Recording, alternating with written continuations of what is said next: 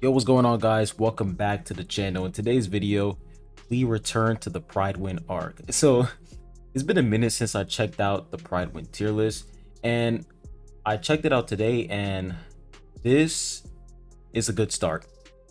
But before I explain any further, make sure you guys hit that like button, subscribe if you haven't. I'd really appreciate it. And if you guys are new here on the channel, I have a Discord server, and I'll post the server link in the comment section down below. But anyways, let's not waste any time. Let's go ahead and hop right into the video. All right, so thanks to Konowin. I don't know if I said his name correctly, but if I said it wrong, I apologize. But thanks to this guy, thanks to this content creator, he was able to basically readjust the Pride tier list, and it looks a lot better now, because what the Pride tier list was lacking was a clear explanation as of to why certain characters were placed in their own respective tier. And he also included how many copies you need on characters in order for them to be in that tier. And on top of that, he included how many, no, not that, he also included the skull symbol. The skull symbol basically means that this character is good for raids. So that is a very nice addition to the Pride tier list. And you guys can see, like, the whole tier list is just basically readjusted. Like, everything is just fixed properly. In my opinion, I still feel like there are some things that still need to be readjusted. For example, Kaseya. I still feel like Kaseya is 100% S plus tier, because she is the best one-shot unit in the game, and she's just absolutely insane. Like, my Kaseya, she's able to deal like 600 million damage every single fight. It's just crazy. But that's just my opinion. But yeah, there are some things that still need to be readjusted in this tier list, but this is 100% a great start. So let's go ahead and talk about some of these characters. So when we look at the S plus tier, I can agree with the S plus tier. I 100% agree with Meliodas, but I feel like what they missed with Meliodas is they should have put R5 for Meliodas, because Meliodas, he is only S plus tier if you have max copies on him. If you don't have max copies on him, he is really squishy, and he's just unplayable. Like, you can't really play with Meliodas if he's not max rainbow stars, because you need to proc that special skill immediately. So they should have included R5 on Meliodas, but they didn't really include anything on top of him. So they should really put R5, and that's good. So that's like the only thing I like. That's like the only critique I have for the S plus category. I'll say Kaseya also needs to be pushed up to the S plus tier as well, because she's a cracked one-shot unit. Now, when we look at the S tier, pretty solid. I'll say Blanc. I feel like Blanc, in my tier list, I put her in the meta tier, but it's understandable as of to why they put her in S tier, because Blanc, I feel like for Blanc, she only works for blue element team. She can pretty much work for a lot of other team comps, but she mainly pops off with blue element because she's able to provide that additional green element resistance. So this is a good placement for Blanc. And Elizabeth, S tier, 100% agree. I also put her on S tier in my tier list because she only works for blue element team comp. If you don't put her in blue element team comp, her damage isn't going to be that insane. So I feel like characters who are restricted to one specific team comp, I feel like they shouldn't belong in the S plus tier at all, because those type of characters, they're not universally good. Like, for example, you have Bomb, he's a universally good character. Evan, universally good.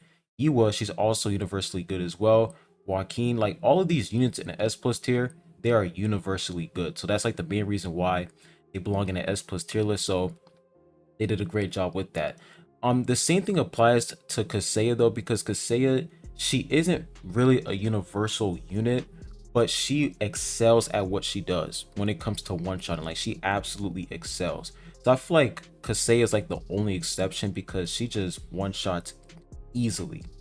And then when we look at the green element category, we have Child and Dorsey and Punisher Rin. Now, a lot of people told me, Punisher Rin is absolutely insane with a lot of copies, and I 100% agree. But if you guys can see right here, it says R3. Punisher Rin is still an S tier. I feel like Punisher Rin, he is one of the, like, he's one of the tankiest green element units in the game, besides that of Zahara. Like, once you get Punisher Rin to at least 3 red stars, the guy is going to become a tank, because the bull is basically taking the most damage, and Punisher is going to constantly heal up the bull. So Punisher being an S tier is actually valid, and I also put him in S tier in my green element tier list, so completely agree with that. Now when we look at the A tier, now I feel like for Gusting being an A tier, I kind of agree with that, because the more I use Gusting, the more I realize that Gusting, he's mostly good for cleanse, healing, and the more copies you get on him, the more damage he can do. He can do some really good damage once you get at least 3 red stars on him. He can do insane damage with the bots. So I feel like Gusting is one of those units that requires a decent amount of copies. I currently have him at, I think I have him at 2 blue stars right now, so I'm really working on him, but I feel like Gusting is definitely a unit that needs a little bit more investment, and once you reach 3 red stars, he is definitely a beast. So especially in purple element team comp, he is a monster for purple element team comp. That's pretty much Gusting. And for Endorsi, with 0 copies, I completely agree. I feel like Endorsi, well, the only thing that Endorsi is able to bring to the table is she's basically there to stall. Like, she's basically there to remove the enemies in the back row, and she can buy your team some time. Like, if your team struggles survivability, Endorsi can pretty much help your team survive for just a little bit longer. So A tier is actually pretty solid tier for not Child Endorsi, but for Endorsi. And then when we look at the A tier for red element, we have Arc Raptor, we have Michael, and we also have Gia. This is accurate. This is accurate for sure. Arc Raptor, really good DPS unit for red element, and then Michael literally can one shot, so he's actually pretty solid as well. And then Gia, I feel like Gia, she's a really good unit for sure, especially for a red element team comp. Once red element, I feel like once red element team comp is complete, Gia is going to be boosted to S tier because of her passive. Her passive is what's going to make red element team comp really good. Without Gia, you won't get that insane attack boost for Vile or for any other DPS unit for red element. So I feel like for Gia, A tier is a really good spot for her, because we don't really have a complete red element team comp as of right now, because we're still missing a sustain unit. So once we get a sustain unit, she's definitely going to go up to that S tier because of her passive. So I 100% agree that Gia is A tier, but just for now. For now, she's A tier. Once we get sustain or another DPS red element SSR unit, she's definitely going to go up to that S tier for sure. And then when we look at the A tier for blue element, we have Kerdon, we have Kunran, Lerode, and Lero. I feel like Lero, his value definitely increased because Lero's basically there to decrease enemies defense. So Lero is actually pretty solid. Lerode, insane. I feel like Lerode is just an insane unit when it comes to fighting bosses, and when it comes to basically one-shotting enemies in the back row. He's absolutely really good. And then for Kunran, I feel like the only thing that is holding Kunran back is his accuracy. He requires a ton of accuracy, but he is still a good unit. And if you didn't summon for the collab characters like Meliodas and Elizabeth, Kunran, he's definitely a good unit to go for, like a good main DPS blue element unit to go for. But if you did go for 7 Deadly Sins collaboration characters, honestly, I don't really use Kunran that much, because I'm mostly using Elizabeth and Meliodas because they're absolutely insane. So Kunran's still a good unit, but I feel like he's mostly like a backup unit. Like, he's basically a backup unit if you don't have Meliodas and Elizabeth. And then when we look at the A tier for green element, I agree. Me seeing an A tier, Yeon an A tier. Now for Rachel, I feel like Rachel, this is the thing about Rachel though.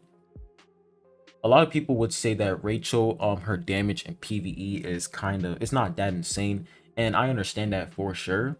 But in my tier list, I put her in the S tier. I pretty much put all of these characters in the S tier, and here's the reason why. Because Lae'zel is a necessity for a green element team comp. She's going to increase the damage of Rachel, and she's also going to increase the damage of Child Endorsi as well. So I feel like Lae'zel, if you are trying to build a green element team comp, you actually need her for more damage. But the only problem with Lae'zel is the fact that she literally does melee attacks, which is so weird. Like, she's a support unit, but at the same time, she's doing melee attacks and she's a healer as well. I feel like if a support unit is a healer, they should not be doing melee attacks. That just doesn't make any sense. So that's like the only thing that's holding her back is the fact that she does melee attacks, and that basically makes her die a lot faster. So they need to, I don't know, if they can actually find a way how to change that. I feel like Blanc, I mean not Blanc, but I feel like Lozelle, she would definitely increase in value if they somehow change her basic attack where she's doing melee attacks. It's just so annoying. But yeah, I feel like all these units, they just belong in S tier because Missing is a top tier one-shot unit. Would I say that she's better than Kaseya? No. But she is a top tier one-shot unit for sure. And then Rachel is like you basically need Rachel for bosses, and she can literally go far in PvE content in terms of trial area and adventure mode. Like I'm still using her and she is still going crazy in adventure mode and trial area. So I feel like Rachel, she definitely is a good DPS unit for sure. She just, if you can just build her the right way, you can see her potential. She can do like 200 million damage every single time.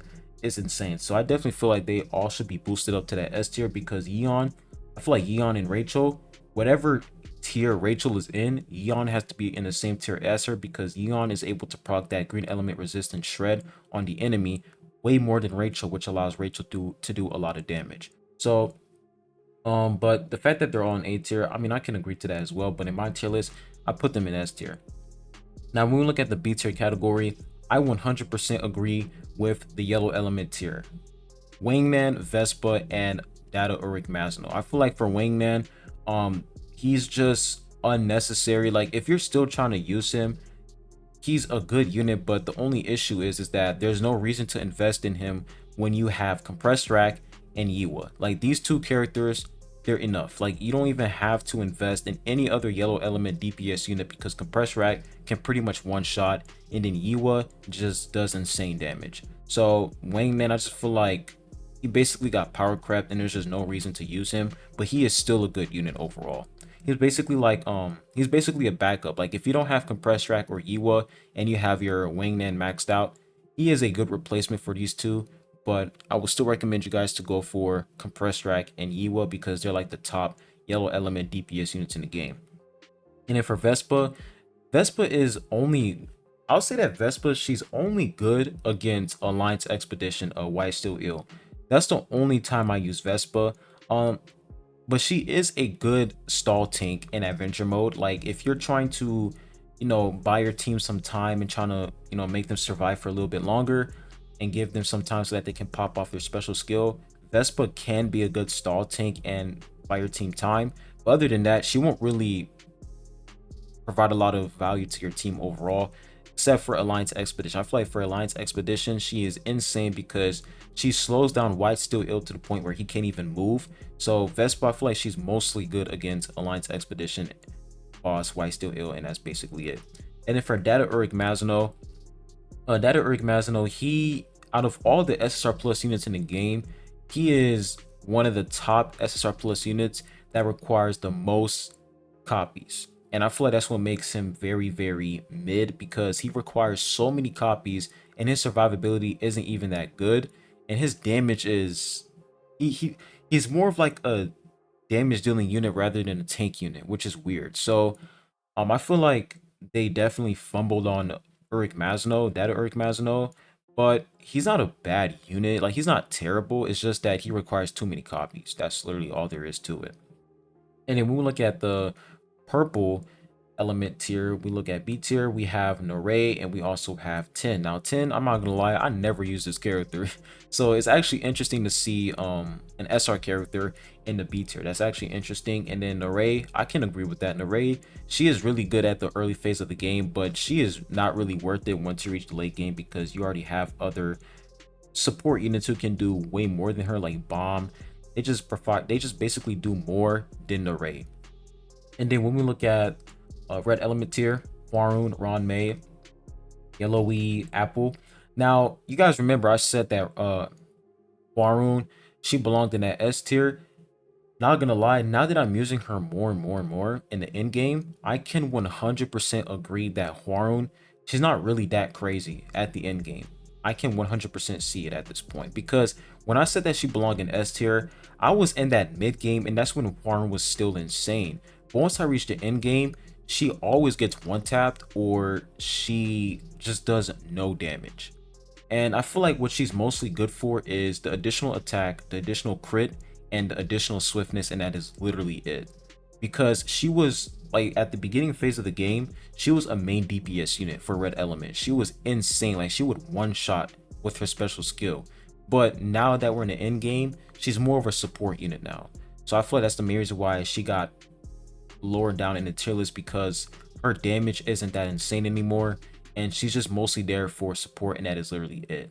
But she is still a good unit against bosses. Like I will say that she is really good against bosses, because she can increase her team swiftness, she can increase their attack and crit as well, which is really nice. So Hwoarang, I can 100% agree that she does belong in B tier for now. And then Ruan Mei, yeah, I can see that for Red Element tier, she can be in B tier. Like the only thing she's pretty much good for is that shield, and she can do some good damage with her counter, but other than that, I feel like she's only good with her shield, and that's pretty much it. And Apple is just an insane boss unit. I feel like you should just you can honestly use her in adventure mode, but against bosses like Quant and Mock Battle, basically any boss that where you can reduce their evasion, Apple is a beast against bosses overall. So really good unit.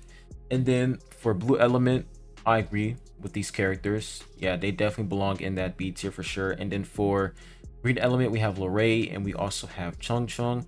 Now for my tier list, I put Shalil in A tier.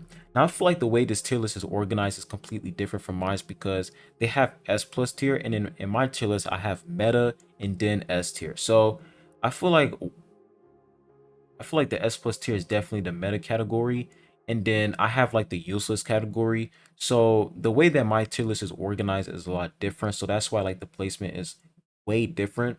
So Lorray, I feel like Lorray definitely belongs in that A tier, because he basically one shots and he's a good character for sure. But Shalil, the reason why I put Shalil in A tier is because Shalil, she is a good DPS unit in the early phase of the game. Like a lot of players who are just now starting to play the game, they have Shalil at like 3 red stars, and they're literally sending me screenshots of her like just one-shotting, which is insane.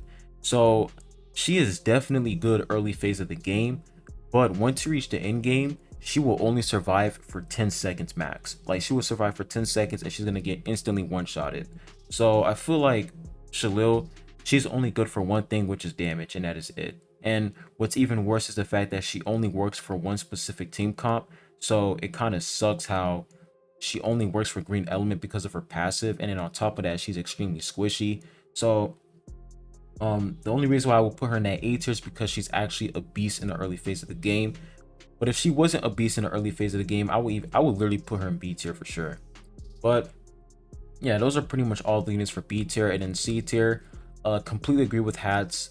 I literally talked about Hats in my video as well. I feel like Hats' value is just diminishing, because the more yellow element DPS units we have, the more Hats just becomes unnecessary. So I completely agree with the C tier for sure.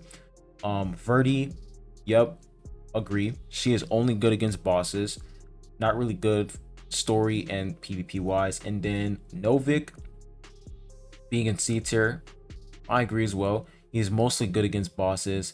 And then Shanae being in C tier. To be honest, I have my Shanae at like, I think 1 blue star or 2 blue stars, and I don't really use her. But a lot of people, they have her at max rainbow stars, and they said that her performance isn't even that good.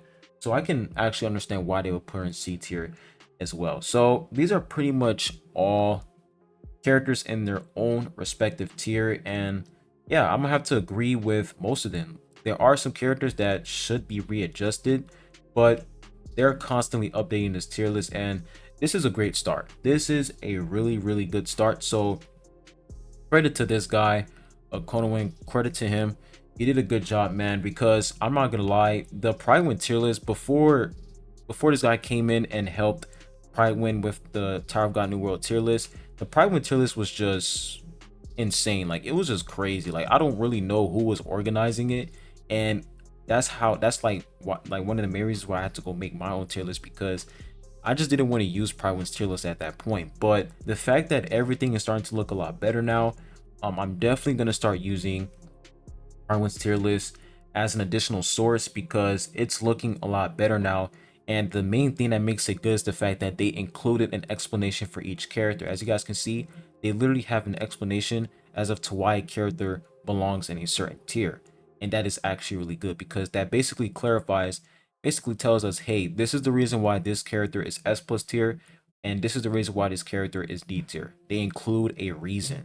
So good tier list, and I'm really excited to see the future of the Pride1 tier list. And yeah, it's looking pretty good so far. I'm liking how it's starting to look similar to the Honkai Star Rail tier list, because for the Honkai Star Rail tier list, they put a lot of effort in that tier list. But for Tower of God, it's just that they just put the characters, they just glued them on the tier list, and that's it. They didn't really care about the character's kit. But now that they included the skull icon, how many copies you need, that is a nice addition to the Tower of God New World tier list. But yeah, that's pretty much my take on this tier list. Looks really solid. I will say, if you guys are looking for like if you guys are trying to look for a tier list to help you understand which characters are good or not, I will definitely tell you guys that the Pride1 tier list is now a good source to look at. It's definitely a good tier list now. Before, I'm not gonna lie, it wasn't, but now it is definitely looking a lot better. But anyways, I'll be ending the video at that. Make sure you guys hit that like button, subscribe if you haven't. I really appreciate it, and I'll be catching you guys on the next one. Peace.